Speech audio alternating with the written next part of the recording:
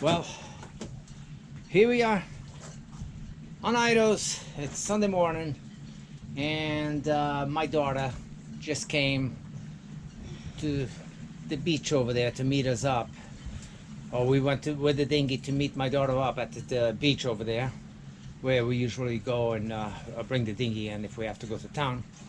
And well, she had quite a few packages at her place that we've been ordering for the boat.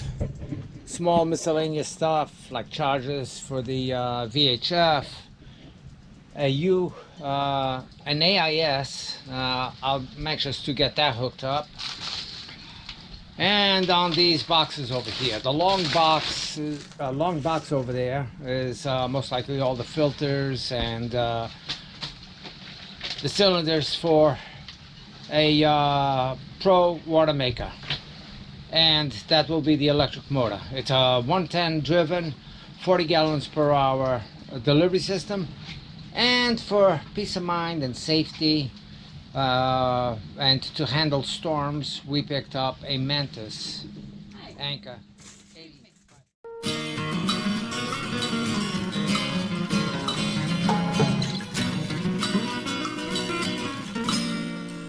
I dream of sailing.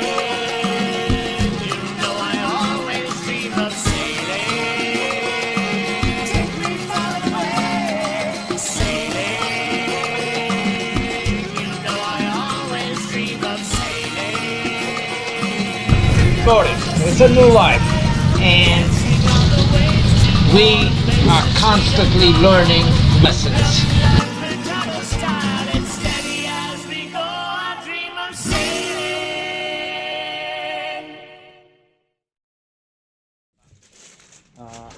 What's that? This is the AIS and the charger for the battery for that other radio.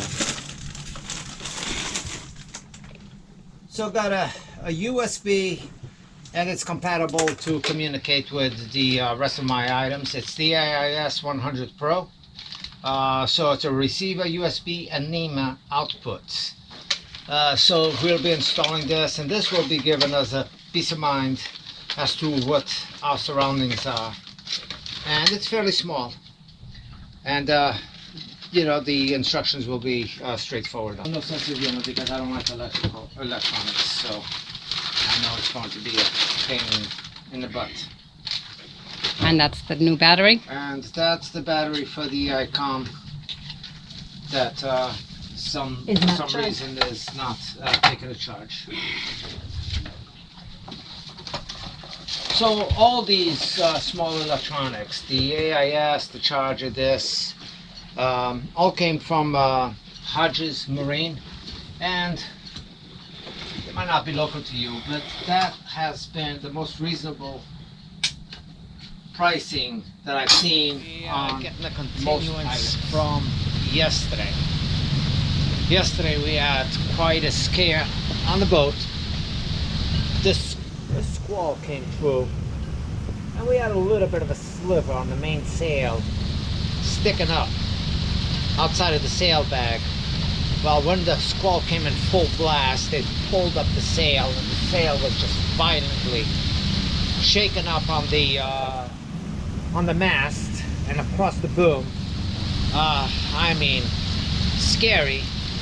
And in between the high thing where it would pull it all the way up to the top, Fatima and I on opposite sides and our rain gear were able to get out there. I was able to toss a line over the top cleat that pulled it up. Actually, I wasn't on the very top one. I was got it across on the secondary traveler that goes up the mast, and we were able to tie it up. But meanwhile, the whole rest of the sail, the lazy jacks let go with all that violent shaking, and the sail bag dropped down. It had opened all the way up, and the sail just rested up on the top of the hard stuff. So I kept an eye today. Fatima and I went out there, and I kind of temporarily tied up the lazy jacks. As you can see, some of those lines are still wavy. That's this side. This side is the one that broke off. So, but I got everything wrapped up, and the sail back zipped back up, and the very front over there, the sail is not sticking out, and I also have a preventer from it going up. Something I had considered many times, and it's like, nah, you know, we should be okay, we should be okay. If you have a situation that you think something is questionable, Just do it. It's a lot easier to do it before something like this happens, and it was lazy on our part. We should have done it when we first noticed that it was, and we didn't, and we paid the price. boating, it's a new life. And that's part of the reason why we went ahead and bought this Mantis, 85 pounds, was for occasions like this. In hindsight, I probably should have assembled it as soon as it got to the boat and dropped it in, but we got great anchorage over here. The bottom over here is a muddy base, so the anchor sinks itself down. It really does a good grab. I mean, I was shocked yesterday that we did not take off. We had about 50 knots of wind in gusts yesterday, and it lasted about an hour. So today is not nearly as bad as that, but you can see what's going on with just the water on the channel in here. We get some good waves. We are really swaying front to back. That boat that's out there, houseboat, actually was alongside of us, and he broke free and he drifted out, and the owner, which is on board, brought it back in somewhat and stood anchored a little further away from us. It wasn't that we were in danger or he was in danger from us at all. He was a good spacing. I just figured that he did not want to bother coming all the way back in here. But here comes the heavy rain. Now, on a good note, the great thing is, thank God I put this hard top up. Here I am inside. It does have a few drips, but I'm able to stand dry in here. And this Dodger, the windshield, oh my God, that is the best thing that I did with this whole hard stop build. Without that, everything would be soaked in here. No doubt about it. Live and learn. It's panic time again, I guess. Why panic time? Well, because I just opened up the box to the Seawater Pro watermaker. And, well, I should have started the camera a little bit sooner, but no big deal. All these contents, filters, additional cartridges, the high pressure pump section, the remote panel, and hoses, and then the long membranes with high pressure hoses and all that stuff are in here. We already went in the engine compartment on the starboard side where we're going to be installing it. So I just opened up the owner's manual to see exactly what I was dealing with, and I generally work off a diagram, something like this. Let's get started. Wish us luck. We're going to need it. Yeah. So anyway, I don't know about that one. Oh, we're going to need it. Then we're going to have a water maker, fresh water. Yeah, that would be cool. Yeah, that might not be happening for a little while. This is going to take a little while to figure it all out. I know. I can still be excited about it. Yes, you can. So I'm going to put the camera up there while I do some of this initial install. Okay, so I'm back at this. I have read the owner's manual, and I did not get much information, but the diagram, if you just follow that diagram, you're pretty clear. But I want to point out a couple of things that you don't read anywhere in the owner's manual. If you get in the double cylinder like I am, the 40 gallons, there's a red plastic cap.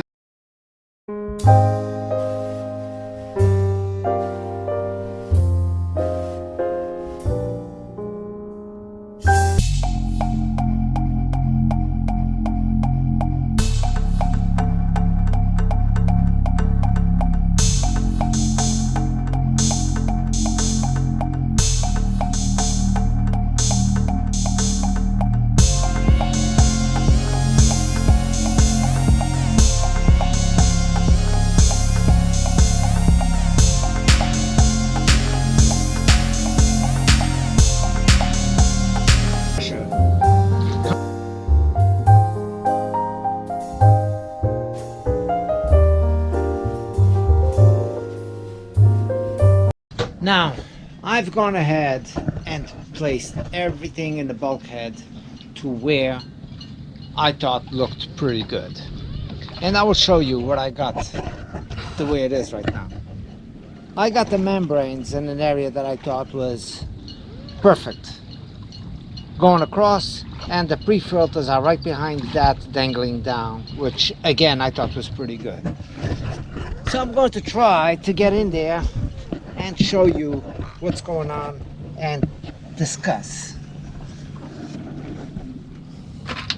what I want to do, because this is not an ideal situation right now. Number one, the pump. The pump is perfectly set up in a good dry area. Now, I looked at this control panel and I lined it up in different areas, including up here, to see how it would work for me. And up there it would work okay. And to turn on the system, I would not necessarily have to climb all the way down here. The way it is right now, I'd have to climb down here, turn these things individually, get the water going through, and then come back down here and shut it off at the end of the day. The pre-filters, they sway like that, but they are well secure up here, and everything is in place other than the lines that will come in for the water supply going into the system, the pre-filters going through and going through the whole system.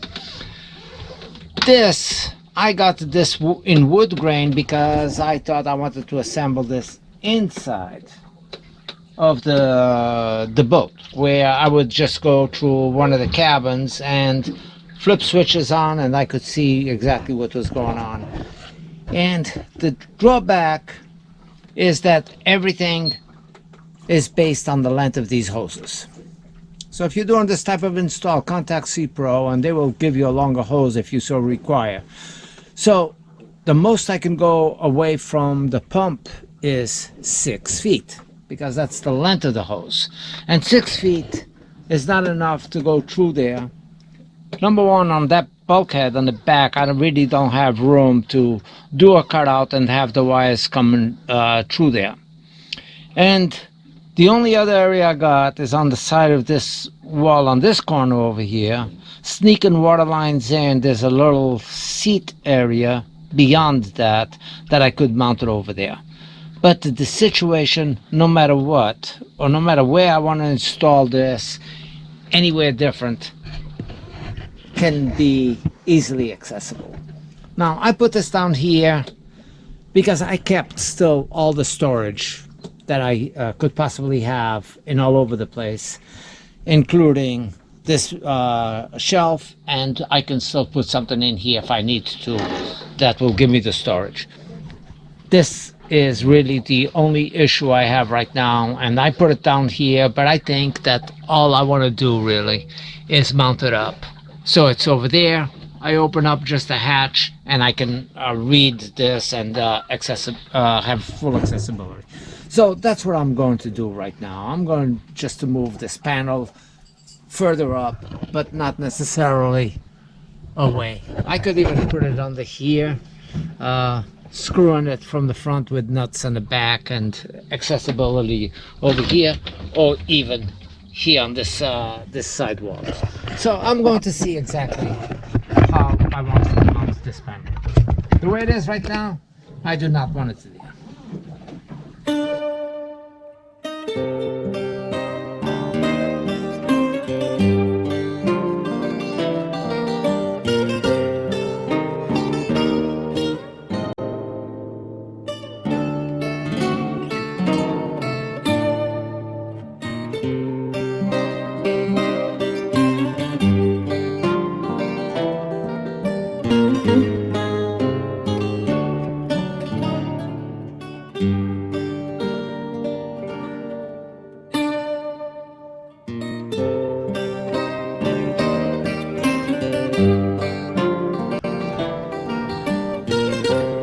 I actually like it right there. So all I'm doing is moving it from being way in the bottom I have accessibility to the cylinder for the okay, still continuing. So I got the panel up, and it came with, oops, a true hull fitting. So you would drill for this size opening, put it from the outside, and connect to the hose that comes pre-assembled with the unit, which is a clear hose that you are supposed to actually do a visual. So I'm going to leave it looped like this when you're running the system to make sure that you got water flowing through here. Well, the great thing and the good news is that the boat also already has a dedicated true hull already installed in the boat. So I was just following this up, this true hull, to see where it came from, and it's actually this line right here, which is already dedicated for the water maker. It's been capped off temporarily with a couple of clamps, so I'll bring that hose over here and see how I'm going to fit it up, one into the other over here. And no matter what, I could go with that hose probably all the way up right through here and eliminate a connection point.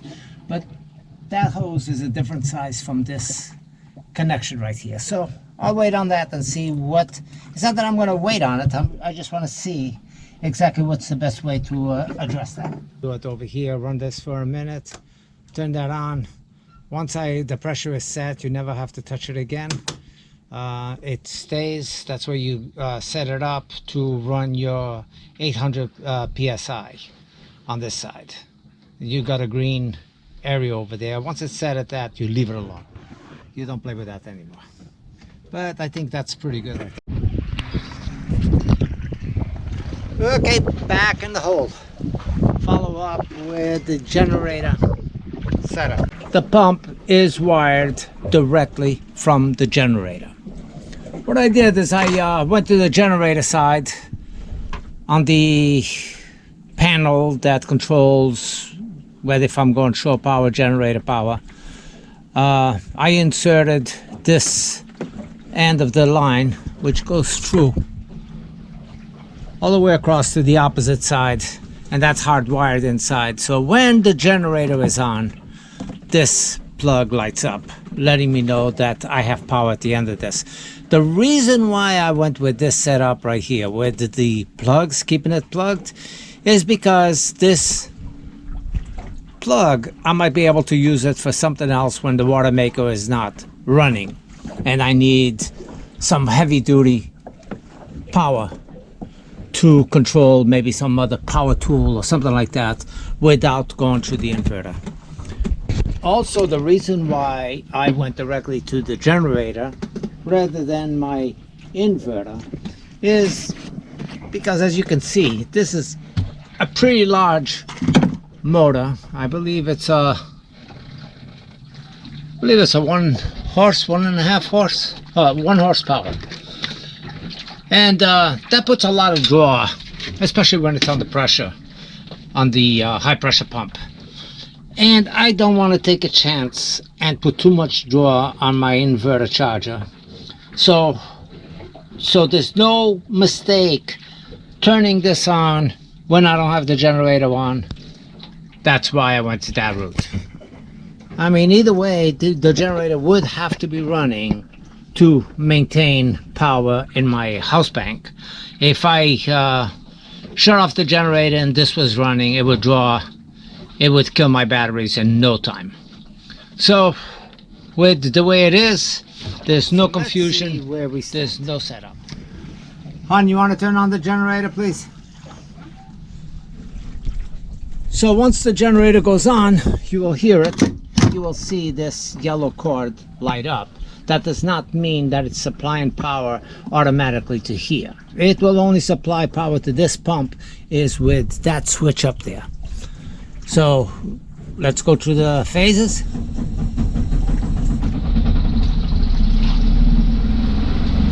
Generator is on.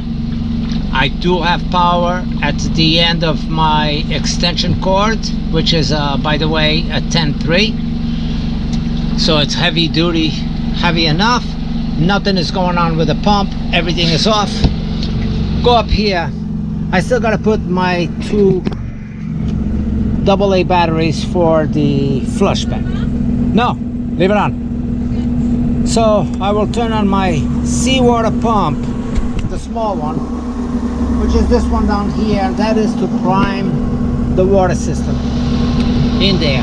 Once it's primed, according to the instructions, is I start closing this up to start building up pressure on this gauge over here up to 800 pounds. And I don't know if it's going to do it. Oh, gotta turn gotta turn on the main pump. So pump is on.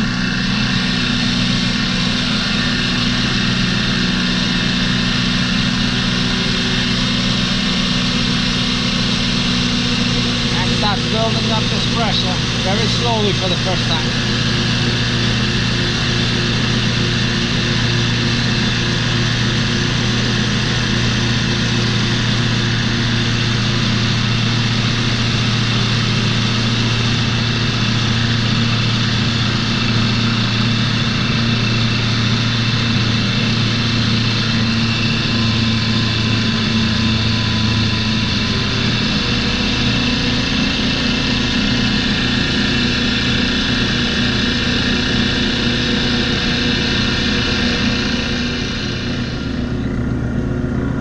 So all I'm getting is 600 pounds on the high pressure. Time to go check my water lever and see if I got water going into the tank or if I got an overflow and water coming out of the system. Where are you? Down here.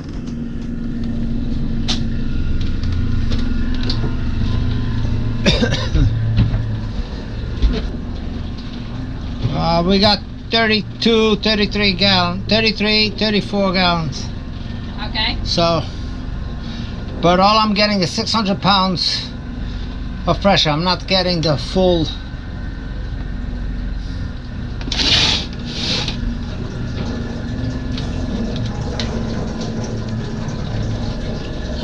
I hear water running in here. We are making Water! I get to take a shower. I get to take a shower. With fresh water, not salt imagine water. that. Lever, put a piece of tape on it right over here. That's where it was. So at 132, and I'm at 147, 146 right now. So at 4 o'clock, it was just reading up just above the 40 gallons over there. So it's definitely producing water. I will see how long it takes me to go on the hour. That's another one down to get us closer to blue water sailing. Another one bites the dust. So now a couple of more solar panels, one more solar panel at least, and Yeah. maybe a windmill Yeah. for those nights to keep so we can watch television But at if it's night. but if it's nights like what we've had, it's been Well, very calm. It's been no wind. no, we had 50 knot winds just the other day, remember? That was during the day. Well, Remember? well, there was no sun either, so anyway, that's the two last things we got. Bye, Fatima. Bye, guys. Thank you for watching. Thank you again for watching. Don't forget to give us a thumbs up if you like this video, and hit the subscribe button so you'll be notified of future videos. The bell is for the notification. The bell is for the notification. Dear Lord. And if you'd like to put wind behind our sails to have us push along, consider becoming a patron. Thank you.